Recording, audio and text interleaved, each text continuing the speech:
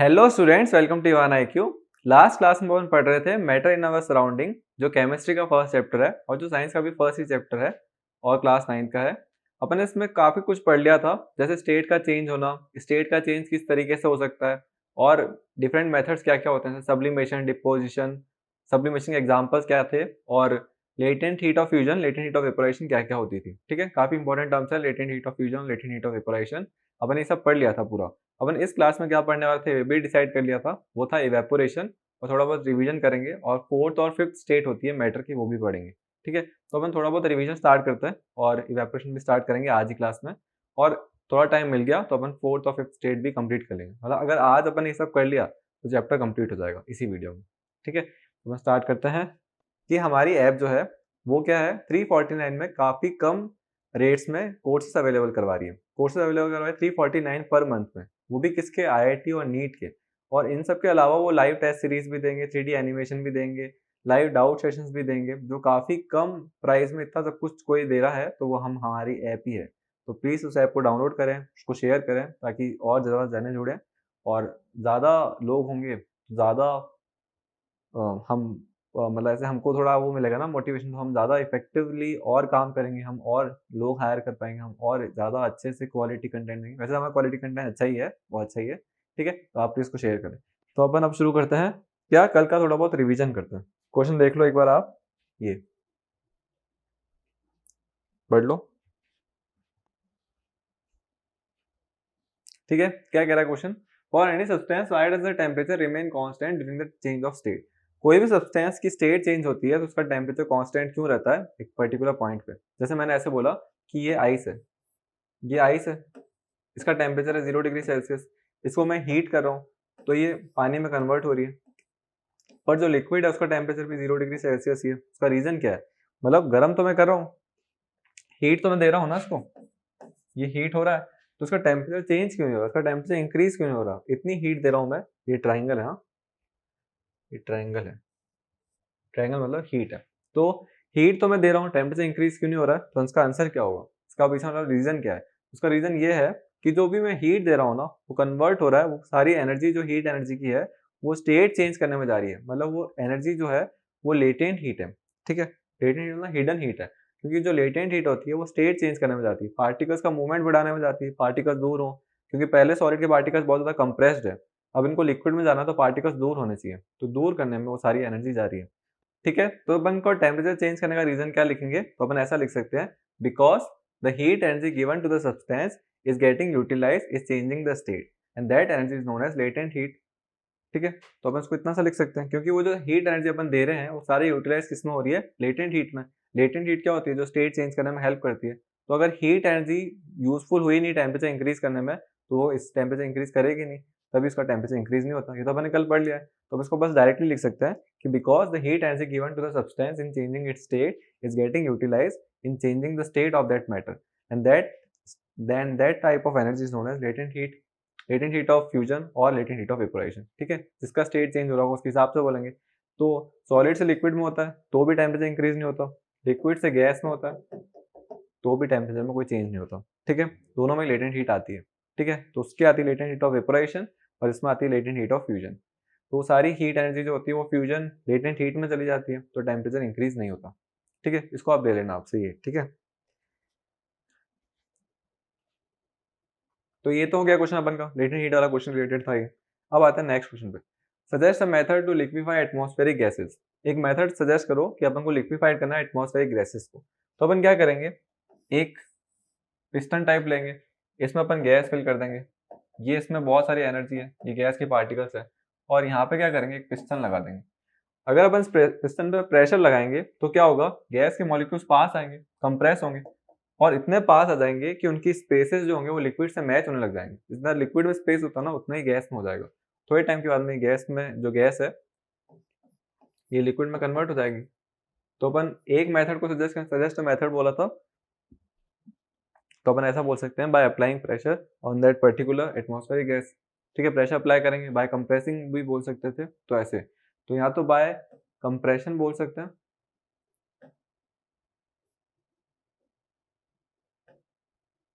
ठीक है, bye compression, compression से अपन उसको सही कर सकते हैं। वैसे क्या होता है, टेम्परेचर चेंज करके भी हो सकता है। टेम्परेचर चेंज करके पर थोड़ा टेम्परेचर क्या करना पड़ेगा, बहुत ज़्यादा चेंज करना पड़ेगा, बहुत ज़्यादा नेगेटिव में जाना पड़ेगा। जैसे क्या होता है, वाटर वेपर होता है, वो वाटर वेपर जो होता है, यहाँ से जैसे अपन वाटर बॉयल होता है तो वाटर वेपर बनता है और वो ऊपर जाता है, ठंडा टेम्परेचर मिलता है तो वो लिक्विड में कन्वर्ट होकर बारिश की फॉर्म में नीचे आता है, कूल डाउन होता है, मतलब इस प्रोसेस को कंडेंसेशन बोलते हैं। तो वाटर वेपर का मतलब वो जो कन्वर्जन पॉइंट है वो बहुत कम है, बॉइलिंग पॉइंट मतलब एक बोल सकते हैं। लेकिन जो गैसेस होती है ना उसका बहुत ज़्यादा कम होता है, मतलब नेगेटिव में -243 डिग्री सेल्सियस, -140 डिग्री सेल्सियस इतने कम होता है। तो अपन टेम्परेचर को चेंज करके भी कर सकते हैं। तो उसके अपन 2 मेथड लिख सकते हैं। सो जस्ट 2 मेथड्स है ना। तो फर्स्ट है बाय अप्लाइंग प्रेशर, जो भी अपन ने एग्जांपल देखा।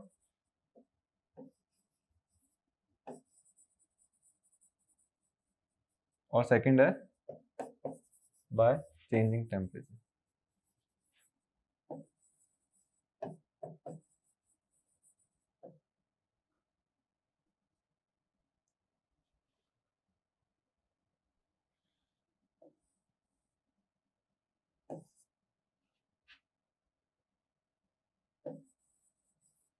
ठीक है, बाय चेंजिंग टेम्परेचर। तो अपन के पास 2 मेथड्स होते हैं, प्रेशर को अप्लाई करो, चेंजिंग टेम्परेचर करोगे तो बहुत ज़्यादा मेहनत करनी पड़ेगी, बहुत ज़्यादा माइनस में जाना पड़ेगा।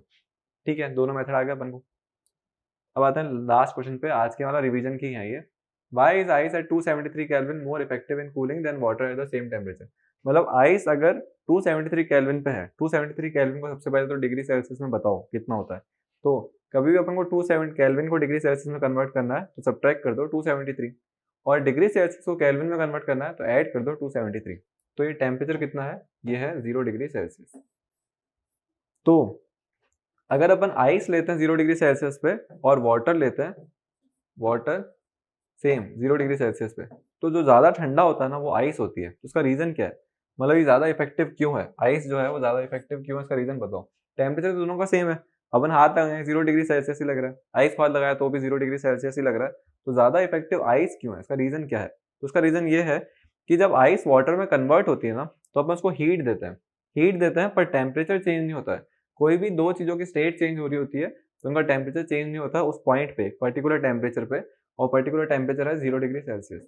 इनका टेम्परेचर चेंज नहीं होता है। जैसे मैंने आइस क्यूब लिया 0 डिग्री सेल्सियस पे, उसको मैंने गर्म करा, लिक्विड में कन्वर्ट हो गया, तो उसका टेम्परेचर 0 डिग्री सेल्सियस ही रहता है। तो इस चीज़ में क्या होता है, क्योंकि वो जो सारी हीट एनर्जी है ना वो पार्टिकल्स की मूवमेंट में जाती है, काइनेटिक एनर्जी में जाती है। पार्टिकल्स दूर दूर होता है तो उसकी वजह से टेम्परेचर चेंज नहीं होता, स्टेट चेंज हो रही होती है। उस चीज़ को अपन लेटेंट हीट ऑफ फ्यूजन बोलते हैं। तो ये तो होता ही है। तो वो जो लेटेंट हीट ऑफ फ्यूजन है ना वो एक्स्ट्रा है वाटर में, मतलब उसमें एक एक्स्ट्रा हीट है, लेकिन आइस में वो थोड़ी थी। तो जो वाटर है ना उसमें एक एक्स्ट्रा एनर्जी है, वो है latent heat of fusion, extra heat है उसमें। लेकिन इसमें वो नहीं है। तो ज्यादा एनर्जी किसमें है, वो ज्यादा एनर्जी इसमें है, इसमें लेटेंट हीट एक्स्ट्रा है, इसमें वो हीट नहीं है। ज्यादा ठंडा कौन हुआ, ज्यादा ठंडा हुआ आइस वाला। टेम्परेचर दोनों का सेम है पर उसमें ज्यादा हीट नहीं है क्योंकि उसके पार्टिकल्स में अभी बहुत सारी एनर्जी गई नहीं है, तो उसकी वजह से वो काफी ज्यादा ठंडा होगा, काफी इफेक्टिव होगा। तो तभी अपन बोलते हैं आइस ज्यादा इफेक्टिव है। ठीक है, आइस ज्यादा इफेक्टिव होती है क्योंकि उसमें लेटेंट हीट ऑफ फ्यूजन नहीं है। उसका रीजन भी आप लिख सकते हो, because of the presence of latent heat of fusion in water, water is less effective than ice. ठीक है, बस इतना सा। तो ये आज के क्वेश्चन तो ये अपन के हो गए। अब अपन आते हैं अपने मेन टॉपिक पे जिसके लिए अपन आज यहाँ आए हैं। ठीक है, वो है येपोरेशन, येपोरेशन, इवेपोरेशन।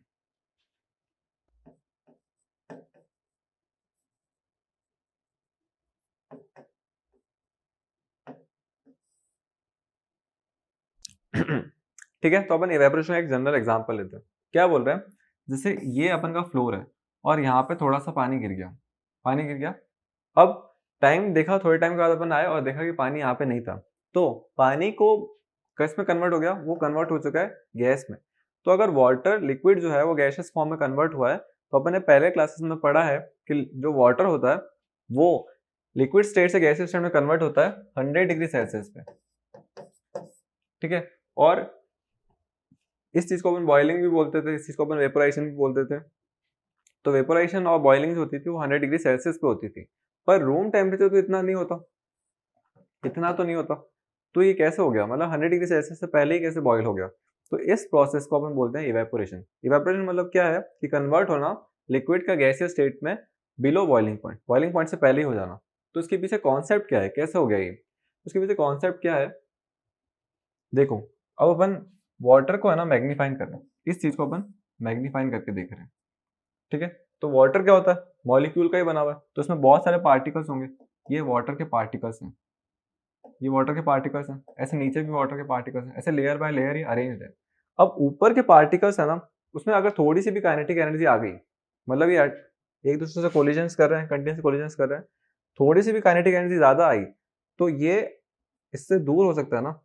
एक पार्टिकल अगर दूर हुआ तो इसमें काइनेटिक एनर्जी ज्यादा, इसका दूर हो गया, फिर जो नेक्स्ट पार्टिकल उसमें काइनेटिक एनर्जी ज्यादा आई तो वो दूर हो गया। तो ऐसे करते करते जो अपर मोस्ट लेयर है ना, उसमें कंटिन्यूसली काइनेटिक एनर्जी आ सकती है। उसका रीजन क्या है, अपन के आसपास विंड्स चल रही है, तो विंड्स इसको स्ट्राइक कर रही है, हवा इसको स्ट्राइक कर रही है, स्ट्राइक करेंगे, जैसे मैंने बोला ये पेन ऐसे ही पड़ा, जैसे मैं इसको स्ट्राइक करा तो इसमें वेलोसिटी आ गई ना, वेलोसिटी आ गई तो इसका मतलब काइनेटिक एनर्जी आ गई, तो इसकी वजह से इसमें काइनेटिक एनर्जी आ जाती है। काइनेटिक एनर्जी ज्यादा होगी तो अपन की मूवमेंट ज्यादा बढ़ेगी, मूवमेंट ज्यादा बढ़ेगी तो मूवमेंट नीचे की तरफ गया तो ये स्टेट लिक्विड में ही रहेगा, लेकिन अगर ये ऊपर की तरफ आया तो ये हवा में आ जाएगा, और उसकी वजह से क्या होगा, इसकी स्टेट चेंज हो गई, वो लिक्विड स्टेट से गैसियस स्टेट में आ गया। तो अपन ऐसा बोल सकते हैं इवेपोरेशन जो है ना, वो बेसिकली क्या होता है, जो अपर मोस्ट सरफेस होती है ना, उसके पार्टिकल्स की काइनेटिक एनर्जी बढ़ जाती है। और काइनेटिक एनर्जी बढ़ती कैसे है, उसके काफी सारे रीजंस होते हैं, because of the flowing of winds, because of the changing of temperature, ऐसे बहुत सारे रीजन हो सकते हैं। तो उसकी वजह से इसकी काइनेटिक एनर्जी बढ़ जाएगी और उसकी वजह से मूवमेंट में इसका अट्रैक्शन फोर्स इतना रहेगा और वो ऊपर आ जाएगा, ठीक है। तो जैसे मैं ऐसा बोल रहा हूँ कि ये पूरा वाटर ही है, ये पूरा लिक्विड ही है, तो एक ये लेयर है और एक सबसे ऊपर की लेयर है।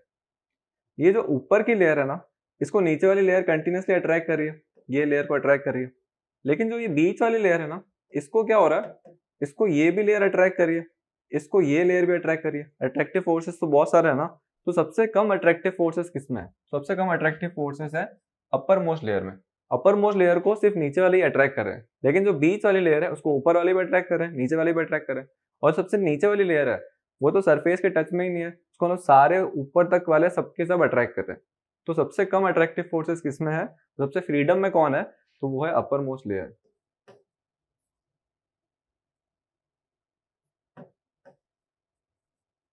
ठीक है। तो सबसे ज्यादा पार्टिकल्स कहाँ से जाते हैं, तो अपर मोस्ट लेयर से चले जाते हैं। थोड़ी भी इनको स्ट्राइक हुआ या थोड़ा भी इनमें मूवमेंट ज्यादा हुआ तो कंटिन्यूसली वो अपने पार्टिकल्स की स्टेट चेंज होती जाएगी।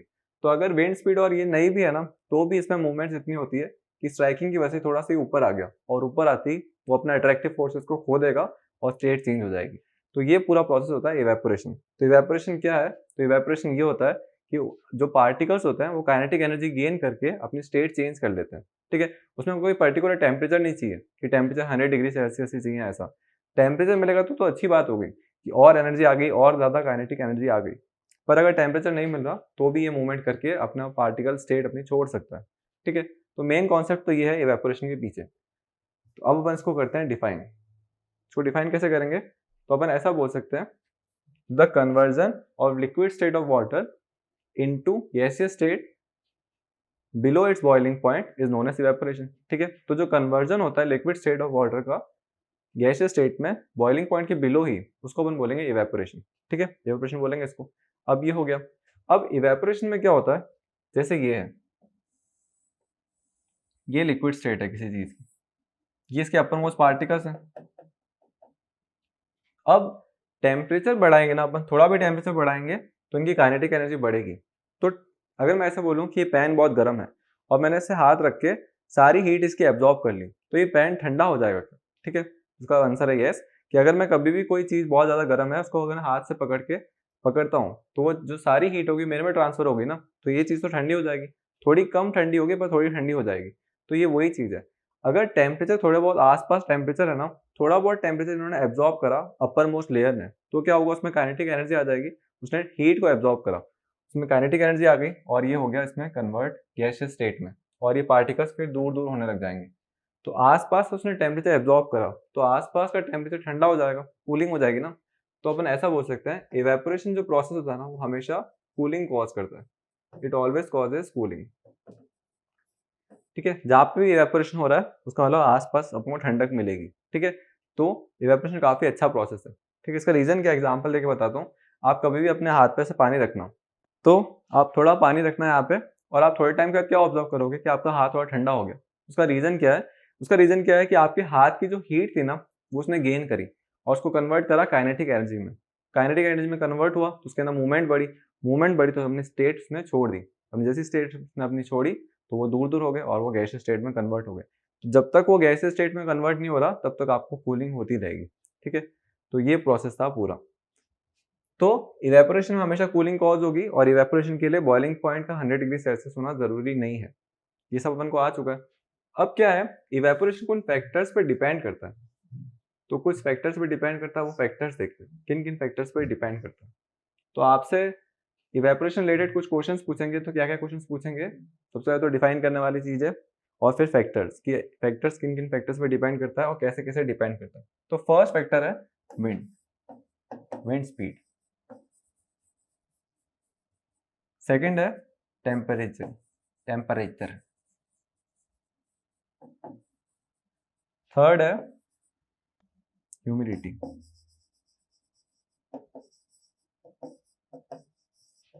और फोर्थ है सरफेस एरिया। ठीक है, तो अपन एक एक करके सारे डिस्कस करते हैं कि विंड स्पीड पे कैसे डिपेंड करता है, टेम्परेचर पे कैसे डिपेंड करता है, ह्यूमिडिटी पे कैसे डिपेंड करता है और सरफेस एरिया पे कैसे डिपेंड करता है इवेपोरेशन। ठीक है, इवेपोरेशन और कन्वर्जन हो रहा है लिक्विड का गैसीय स्टेट में बिलो बॉइलिंग पॉइंट। तो अपन स्टार्ट करते हैं फर्स्ट विंड स्पीड से। फर्स्ट आ रहा है विंड स्पीड।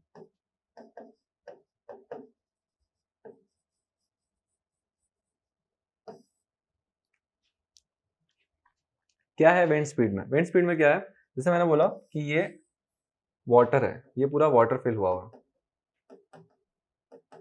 ठीक है, अब क्या हो रहा है, इसके ऊपर वाले पार्टिकल्स है ना, ये बहुत ज्यादा मूवमेंट में, बहुत ज्यादा इसकी मूवमेंट हो रही है, पर ये ऊपर नहीं आ पा रहे हैं, कंटिन्यूसली ऊपर आ नहीं पा रहे। अब हवाएं चली, हवाएं चली तो क्या हुआ, हवा यहाँ तक भी आई, ऐसे करते हुए गई, फिर और ऐसे करते हुए गई। अब क्या हो रहा है, ये जो विंड के पार्टिकल्स हैं ये कंटिन्यूसली इसको आगे कोलाइड करेंगे, कोलाइड करेंगे तो ये पार्टिकल्स दूर हो जाएंगे, दूर हो जाएंगे तो इसका मतलब क्या हुआ, इसकी स्टेट चेंज होगी। तो विंड अगर चल रही होगी तो पार्टिकल्स की अपर मोस्ट लेयर को कंटिन्यूसली डिस्टर्ब करेगी, कंटिन्यूसली डिस्टर्ब करेगी तो लिक्विड स्टेट डायरेक्टली गैसीय स्टेट में कन्वर्ट हो जाएगी। तो जितनी तेज हवाएं चलेगी ना, अब उसको इमेजिन करो, पानी पड़ा है उसके ऊपर से हवा कंटिन्यूसली जाया जा रही है तो क्या होगा, अपर मोस्ट पार्टिकल्स कंटिन्यूसली उससे रब हो रही है, रब हो रही है तो पार्टिकल्स कंटिन्यूसली उसमें से निकल रहे हैं। तो विंड स्पीड अपन बोल सकते हैं कि जितनी ज्यादा विंड स्पीड होगी उतना ज्यादा इवेपोरेशन होगा। तो अपन ऐसा बोल सकते हैं, इवेपोरेशन जो है ना, रेट ऑफ इवेपोरेशन जो है, rate of evaporation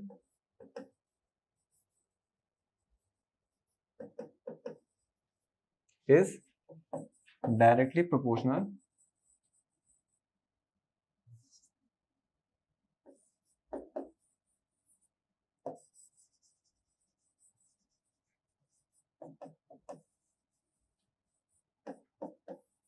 to wind speed। तो अपन इसको ये बोल सकते हैं, ऐसा क्यों? क्योंकि अपन ने देखा कि जितनी ज्यादा हवाएं चलेगी उतना ज्यादा पार्टिकल में कोलिजन्स बढ़ाएगी, कोलिजन्स बढ़ाएगी तो काइनेटिक एनर्जी बढ़ेगी, काइनेटिक एनर्जी बढ़ेगी तो पार्टिकल्स की स्टेट चेंज होने लग जाएगी। तो ये था इसका फर्स्ट कि विंड स्पीड पे कैसे डिपेंड करता है। तो डिपेंड ये करता है कि विंड स्पीड जितनी ज्यादा होगी उतना ज्यादा अच्छे से वो इवेपोरेशन होगा, कोलिजन ज्यादा बढ़ेंगे। और ये अब आता है अपन नेक्स्ट पे, नेक्स्ट है सेकंड इफेक्ट, सेकंड इफेक्ट है टेम्परेचर का, सेकंड इफेक्ट है टेम्परेचर का।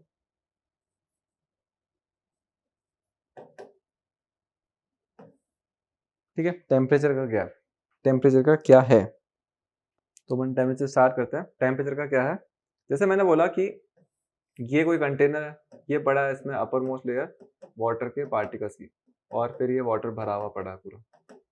अब मैंने टेम्परेचर इंक्रीज करा, टेम्परेचर इंक्रीज करा तो क्या हुआ, इसको हीट मिलेगी, हीट मिली, हीट मिली तो क्या हुआ, ये जो पार्टिकल्स है ना उस हीट को कन्वर्ट करेंगे काइनेटिक एनर्जी में। कोई भी चीज को अपन हीट देते हैं ना तो उसके पार्टिकल्स मूवमेंट ज्यादा बढ़ाते हैं। जैसे आप कभी पानी को गर्म करो, आप देखोगे कि पानी मूवमेंट करने लगता है, उसका मतलब क्या है, पार्टिकल्स में मूवमेंट आई मतलब काइनेटिक एनर्जी आई, उसका मतलब इसके पार्टिकल्स में भी काइनेटिक एनर्जी आएगी। अगर टेम्परेचर इंक्रीज हो रहा है, ज्यादा काइनेटिक एनर्जी आएगी तो ज्यादा कोलिजन्स हुए, ज्यादा कोलिजन्स हुए तो इस वाले ने इसको इतना तेज स्ट्राइक करा कि ये बाहर आ गया, बाहर आ गया तो ये गैस में कन्वर्ट हो गया, ऐसे करते करते ये गैस में कन्वर्ट होने लग गया। अब ये हीट को एब्जॉर्ब करके यहाँ पे तो आसपास कूलिंग कर रहे हैं और खुद कन्वर्ट हो रहे हैं गैसियस स्टेट में। तो अगर अपन टेम्परेचर बढ़ाएंगे तो टेम्परेचर बढ़ाने की वजह से क्या हो रहा है कि मूवमेंट्स बढ़ रही है, मूवमेंट्स बढ़ेगी तो उसकी वजह से स्टेट में चेंज ज्यादा होगा। तो अपन टेम्परेचर बढ़ाने की वजह से काइनेटिक एनर्जी इंक्रीज करते हैं पार्टिकल्स की, और उसकी वजह से इवेपोरेशन ज़्यादा होता है, तो हम इसको ऐसा बोल सकते हैं कि इवेपोरेशन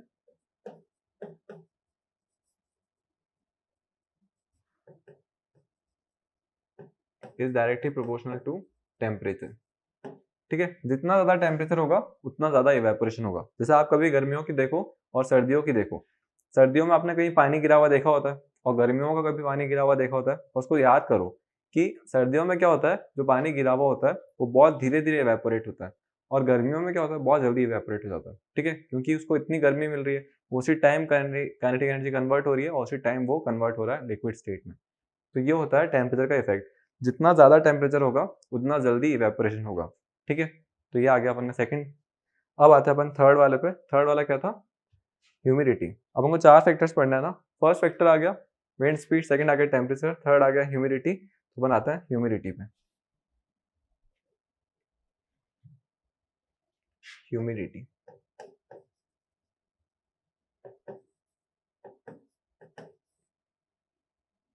ठीक है। ह्यूमिडिटी क्या होती है, सबसे पहले तो ह्यूमिडिटी मतलब उमस होती है। ठीक है, अपन के आसपास क्या होता है, कंटिन्यूसली वाटर बॉडीज जो है वो इवेपोरेट हो रही है, इवेपोरेट या वेपोराइज हो रही है, जो भी हो रहा है।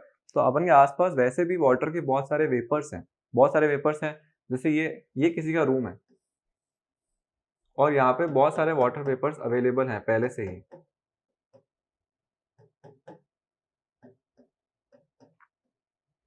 अब इस रूम में बहुत सारे वाटर वेपर्स थे, यहाँ पे पानी गिर गया, तो क्या होगा, पानी गिर गया है तो टेम्परेचर यहाँ पे इन सब का इफेक्ट से काइनेटिक एनर्जी बढ़ा के वो कन्वर्ट होना चाहता है लिक्विड स्टेट में।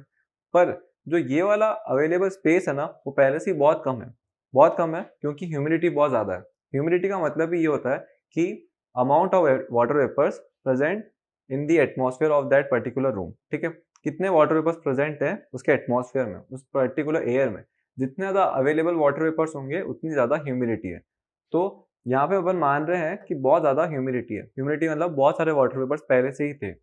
तो ये वाटर वेपर अगर जाना चाहेगा यहाँ पे, तो क्या होगा, इसको स्पेस ही नहीं मिल रहा है, इसको स्पेस नहीं मिल रहा है, ये कंटिन्यूसली इसको बॉडी में आना ही नहीं देना चाहते हैं, क्योंकि इतना प्रेशर अप्लाई कर रहे हैं इस पर कि ये अपनी लिक्विड स्टेट में ही रहे। तो ये लिक्विड स्टेट में ही रहेगा। तो ह्यूमिडिटी जितनी ज़्यादा होगी ना, उतना स्पेस कम मिलेगा, और स्पेस कम मिलेगा तो जो लिक्विड स्टेट हो गैसियस स्टेट में कन्वर्ट होना चाहेगी ही नहीं। तो उस वजह से ह्यूमिडिटी जितनी ज़्यादा होगी उतना धीरे इवेपोरेशन होगा। ठीक है, तो इसका एग्जाम्पल देता हूँ। जैसे बारिश के दिन होते हैं ना, उसमें कहीं पानी गिरा हुआ पड़ा है, तो बारिश के दिनों में क्या होता है, ह्यूमिडिटी बहुत ज़्यादा इंक्रीज हुई होती है, बहुत ज़्यादा ह्यूमिडिटी है बारिश होने से पहले भी और बारिश होने के टाइम पे भी। तो पानी जल्दी इवेपोरेट नहीं होता। अपन देखते हैं कि रोड वोड काफ़ी देर तक गीली ही रहती है। उसका रीज़न क्या है, क्योंकि एयर में ह्यूमिडिटी है, पहले से ह्यूमिडिटी है। तो वाटर वेपर अगर आएंगे तो क्या होगा, वो और ह्यूमिडिटी बढ़ाएंगे, और ह्यूमिडिटी बढ़ाएंगे तो गर्मी होगी। और अपन को पता है कि इवेपोरेशन का एक मेन प्रिंसिपल है कि वो हमेशा कूलिंग कॉज करेगा, तो वो इसके अगेंस्ट में नहीं जाएगा।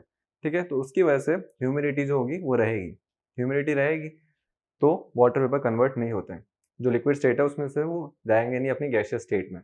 तो ये ह्यूमिडिटी के पीछे का आइडिया है। तो ह्यूमिडिटी अगर ज़्यादा होगी तो इवेपोरेशन कम होगा, ह्यूमिडिटी कम होगी तो इवेपोरेशन ज़्यादा होगा। और ये एग्जाम्पल आप देखती हो रेनी डेज के अंदर, रेनी डेज में अगर कहीं पे पानी गिरा हुआ होता है तो बहुत धीरे धीरे इवेपोरेट होता है। ठीक है, उसको एक बार लिख देते हैं कि ह्यूमिडिटी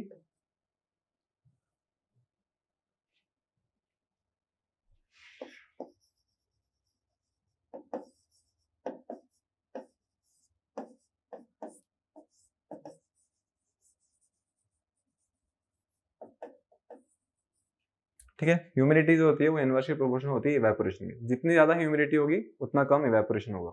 तो ये इसका रीज़न आ गया। तो ह्यूमिडिटी, अगर आपको ह्यूमिडिटी डिफाइन करनी हो तो वो क्या होती है, तो ह्यूमिडिटी को आप ऐसे डिफाइन कर सकते हो कि the amount of water vapours present in a particular atmosphere in a particular room is known as humidity of that room. ठीक है, और अगर आपको ह्यूमिडिटी किसी पर्टिकुलर एरिया की डिफाइन करनी है तो ऐसा बोल सकते हो, the amount of water vapors present in the air or present in the atmosphere in that particular area is known as humidity of that area। ठीक है, तो जितने ज़्यादा वाटर वेपर्स होंगे उतनी ज़्यादा ह्यूमिडिटी है, उतनी ज़्यादा उमस है। ठीक है, तो ये आ गया ह्यूमिडिटी का पार्ट। ह्यूमिडिटी बहुत थी तो पार्टिकल्स को अपन इंक्रीज कर देते हैं। ठीक है, ये अपन को पूरा आ गया ह्यूमिडिटी क्या होती है और ये। अब आता है अपन लास्ट वाले फैक्टर पे, वो है फोर्थ फैक्टर, उसका नाम है सरफेस एरिया। ठीक है, सरफेस एरिया, तो अपन लिख देते हैं फोर्थ सरफेस एरिया। अरे अरे अरे,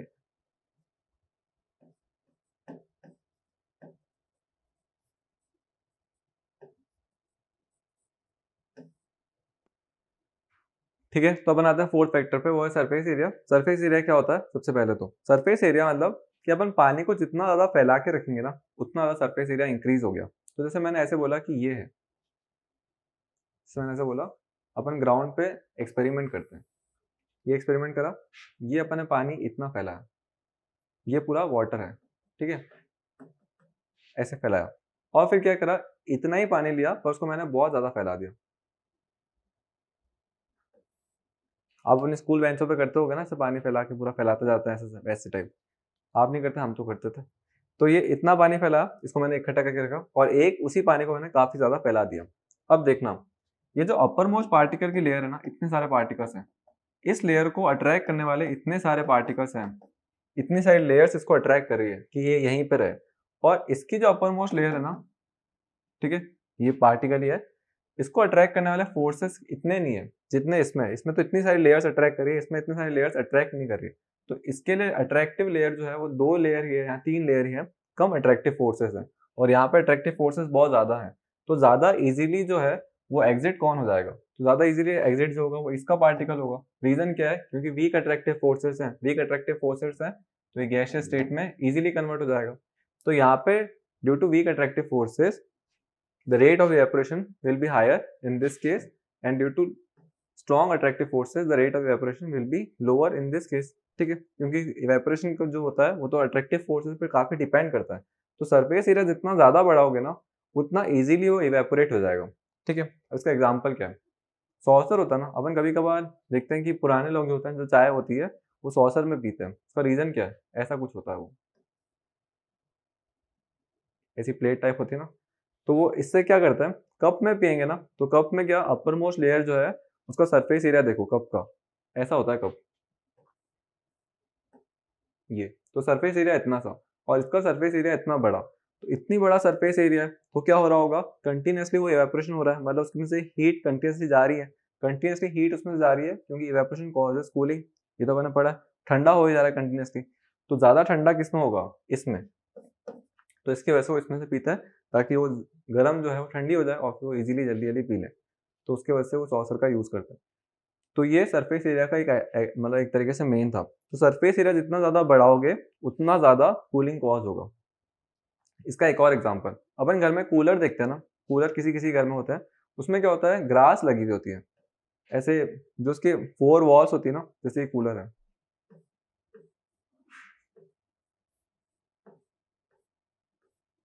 ये कूलर है, इसकी जो ये वाली वॉल होती है ना, इस वॉल पे, उस वाली वॉल पे, पीछे वाली वॉल पे, हर जगह ग्रास लगी हुई होती है। तो ग्रास क्यों लगा रहे हैं?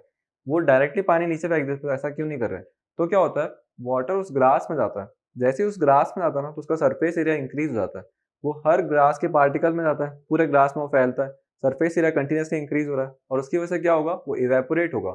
इवेपोरेट होगा तो आसपास की हीट को एब्जॉर्ब करेगा, कूलिंग कॉज करेगा ना, तो आसपास की हीट को एब्जॉर्ब करके ठंडा कर दिया उसने अंदर का टेम्परेचर, और वो अंदर का टेम्परेचर की हवा अंदर आती है, तो वो ठंडी हवा आ रही है अपन की तरफ। ऐसा क्यों हो रहा है? क्योंकि सरफेस एरिया बढ़ाने की वजह से वो इवेपोरेट हुआ, इवेपोरेट हुआ तो टेम्परेचर रिड्यूस हो गया, कूलिंग हो गई, और कूलिंग करने के बाद में जो ठंडी हवा है वो अपन की तरफ आ रही है। तो अपन की ग्रास जितनी अच्छी होगी ना, उतना अच्छा कूलिंग देगा कूलर। जैसे पुरानी ग्रास हो जाती है, जिनकी घास पुरानी हो जाती है, वो इवेपोरेट अच्छे से नहीं कर पा रही है, क्योंकि सरफेस एरिया कम हो गया है। तो अगर अपन की ग्रास अच्छी है, मतलब पूरी जो टेक्नोलॉजी है वो किस पे बेस्ड है, उस ग्रास पे, जितना ज्यादा इवेपोरेशन होगा उतनी अच्छी कूलिंग होगी। तो यही इसके पीछे फिनोमिना होता है, कि कूलर जो होता है वो कूलिंग किस पे कर रहा है, तो फिनोमिना किस पे बेस्ड है, तो वो बेस्ड है इवेपोरेशन पे, और इवेपोरेशन के भी सरफेस एरिया वाले फैक्टर पे। ठीक है, जितना सरफेस एरिया उतना अच्छे से वो कूलिंग करेगा। तो ये पूरा था इसके पीछे पीछे के मेन मेन पार्ट्स। ठीक है, वो लग रहा है काफी अच्छे से आ गया होगा। तो ये अपन को 4 चीजें आ गई, सरफेस एरिया वाला, और क्या कहते हैं, ह्यूमिडिटी वाला, फर्स्ट था विंड स्पीड, सेकंड था टेम्परेचर। चारों आ गए ना? एक बार चारों देख लो। विंड स्पीड में क्या होता है, rate of evaporation directly proportional, wind speed जितनी ज़्यादा तेज होगी उतने ज़्यादा कोलिजन्स होंगे, उतना जल्दी इवेपोरेशन होगा। टेम्परेचर बढ़ाओगे, काइनेटिक एनर्जी बढ़ेगी, और उसकी वजह से इवेपोरेशन बढ़ेगा। फिर थर्ड आया ह्यूमिडिटी पे, ह्यूमिडिटी बढ़ाओगे तो वाटर पार्टिकल्स इंक्रीज होंगे, तो इवेपोरेशन नहीं होगा, क्योंकि स्पेस ही नहीं मिल रहा वाटर पार्टिकल्स को, और स्पेस नहीं मिलेगा तो उसकी वजह से वो इवेपोरेशन कॉज नहीं करेंगे। और लास्ट आया सरफेस एरिया। सरफेस एरिया बढ़ाओगे तो इवेपोरेशन बढ़ेगा, अट्रैक्टिव फोर्सेस कम होते हैं। तो उसको अपन ने लिखा नहीं है ना, तो अपन यहाँ लिख देते हैं सरफेस एरिया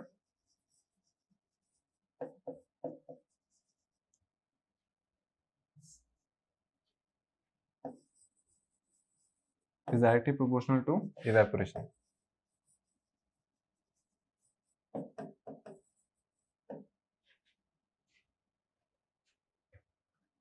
ठीक है, तो ये अपन को सारी चीजें आ गई है। अब चलो अपन को ये सब चीजें आ तो गई, इनके पीछे के रीजंस देखते हैं। जैसे कभी कभार क्या होता है कि अपन घर के बाहर ऐसे पानी छिड़कते हैं, ऐसे कोई कोई करता है अपने घर के बाहर पानी छिड़कता है गर्मियों के टाइम में। तो उसका रीजन क्या है? उसका रीजन ये है कि वो पानी छिड़क रहे हैं ऊपर वहां पे, तो क्या होगा, वो पानी इवेपोरेट होगा। पानी इवेपोरेट होगा क्योंकि सरफेस पे छिड़का है, गर्मियां हैं तो टेम्परेचर वैसे भी है, तो वो इवेपोरेट होगा। इवेपोरेट होगा तो क्या होगा, आसपास की हीट को एब्जॉर्ब करेगा, आसपास की हीट को एब्जॉर्ब करेगा तो कूलिंग कॉज होगी। तो उसका रीजन क्या है कि वो ऐसा क्यों चित्कार क्यों करते हैं? उसका रीजन यही है कि वो इवेपोरेट होगा और कूलिंग कॉज होगी। और सॉर्सर वाला अपन एग्जांपल देख ही लिया। और एक और एग्जांपल, अपन समर्स के टाइम में कॉटन के क्लोथ्स पहनते हैं। उसका रीजन क्या है, कॉटन के क्लोथ्स क्यों पहनते हैं? तो कॉटन के क्लोथ्स जो होते हैं ना, उसमें क्या होता है, होल्स होते हैं। अपन को अगर स्वेटिंग या फिर कुछ भी आ रहा है, अपन को स्वेट हो रहा है अगर, तो होल्स में से वाटर जो होगा वो इवेपोरेट हो जाएगा। ठीक है, क्योंकि अपन की सरफेस टच में रहेगी पोर्स जो होल्स हैं उसकी वजह से, और होल्स में से वाटर इवेपोरेट होगा तो कूलिंग कॉज होगी। तो कॉटन के कपड़े इसलिए पहनते हैं। अगर अपन विंटर के क्लोथ्स पहन रहे हैं सर उसमें, तो क्या होगा, उसमें जो होल्स होते हैं वो एयर बबल्स बना देते हैं। एयर बबल्स एक तरीके से इंसुलेशन बना देता है एटमॉस्फेरिक एनवायरनमेंट से और अपन की स्किन से, वो एक बीच में इंसुलेशन है। तो कांटेक्ट में नहीं रहेगी, कांटेक्ट में नहीं रहेगी तो विंड स्पीड अपन को टच ही नहीं हो पा रही है, तो सारा वाटर जो है वो अपन के अंदर ही रह रहा है अगर विंटर के क्लोथ्स हैं तो विंटर के क्लोथ्स जो होते हैं वो इवेपोरेशन को रिड्यूस कर देते हैं। क्यों कर देते हैं? क्योंकि वो एयर बबल्स बना के एक लेयर बनाते हैं। और कॉटन के क्लोथ्स ये नहीं करते हैं, वो एयर बबल्स नहीं बनाते हैं, वो डायरेक्टली एनवायरनमेंट से टच करवा देते हैं, और उसकी वजह से एनवायरनमेंट का टेम्परेचर अपन की स्किन को टच होगा, उसकी वजह से इवेपोरेट होगा और कूलिंग कॉज होगी। तो कॉटन के क्लोथ्स पहना करो। ठीक है, तो ये सब अपन को आ गया है, 4 फैक्टर्स आ गए हैं इसके सरफेस एरिया वाले, ये सब। अब अपन आते हैं नई चीज पे, वो है कि यार चलो अपन ने ये सब पढ़ लिया कि इवेपोरेशन होता है ये, पर इवेपोरेशन और बॉइलिंग में डिफरेंस क्या है? ठीक है, सबसे बड़ा क्वेश्चन यही है कि what is the difference between evaporation and boiling. तो अपन लिख देते हैं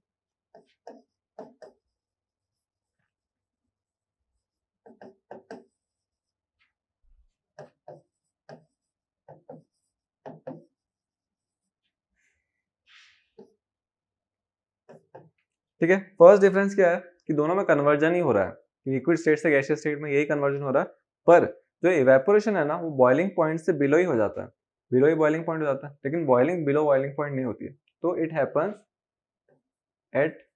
it happens below boiling point, ठीक है, बीपी लिख देता हूँ, और it happens at boiling point. Boiling point मतलब इसका 100 डिग्री सेल्सियस पे ही होता है, ये 100 डिग्री सेल्सियस पे ही होगा।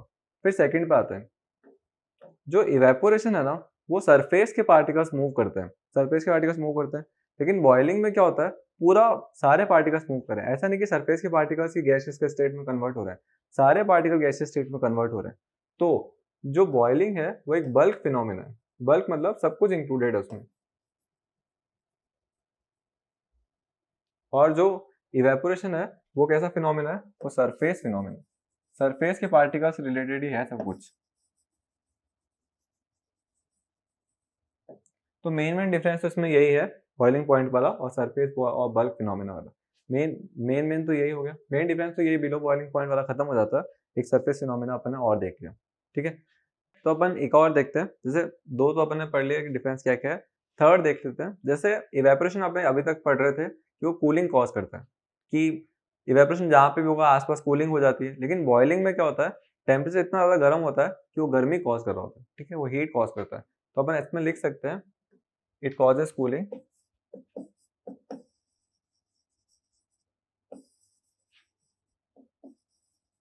और इसमें लिख सकते हैं it does not causes cooling,